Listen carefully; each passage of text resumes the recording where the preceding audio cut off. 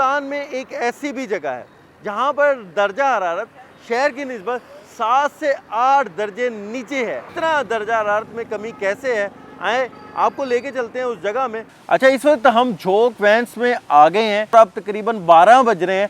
यहाँ पर टेम्परेचर कम है तो 38 डिग्री यहाँ पर सेंटीग्रेड है। दर्जा हरारत है वो कम होकर 24 से 25 डिग्री सेंटीग्रेड तक आ जाता है। मुल्तान इन दिनों शदीद गर्मी की लपेट में है। आज भी दर्जा हरारत 46 डिग्री सेंटीग्रेड को छू रहा है। मेरे कैमरामैन करार हैदर को मैं कहूँगा कि वो ज़रूर दिखाएं कि इस वक्त सुबह 10:30 का टाइम है और जो दर्जा हरारत है वो 46 डिग्री सेंटीग्रेड इस वक्त मौजूद है। और इस वक्त हम लोग जो हैं वो DHA के सामने मौजूद हैं। लेकिन मुल्तान में एक ऐसी भी जगह है जहाँ पर दर्जा हरारत शहर की निस्बत 7 से 8 दर्जे नीचे है। तो आखिर ये कौन सी ऐसी जगह है, इतना दर्जा हरारत में कमी कैसे है, आए आपको लेके चलते हैं उस जगह में और हम भी देखते हैं और आपको भी दिखाते हैं आखिर इसकी वजह क्या है।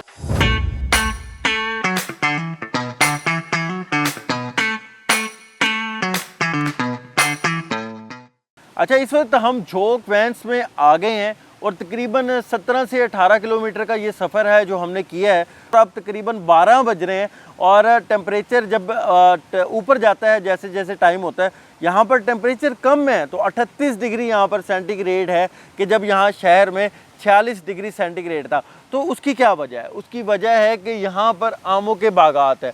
मेरे कैमरामैन आपको दिखाएंगे तो हर सू इस पूरे इलाके में आमों के ही बागात हैं।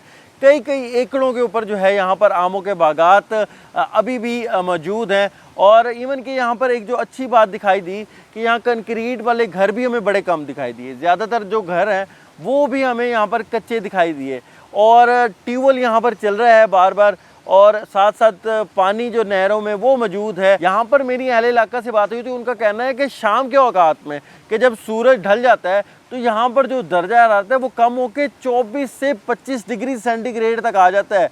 लोग यहाँ पर जो है वो बहुत ज़्यादा अच्छी ज़िंदगी गुजारते हुए दिखाई देते हैं क्योंकि गर्मी इतनी ज़्यादा महसूस नहीं होती। दर्जा हरारत जो है वो शहर की निस्बत काफ़ी ज़्यादा कम है।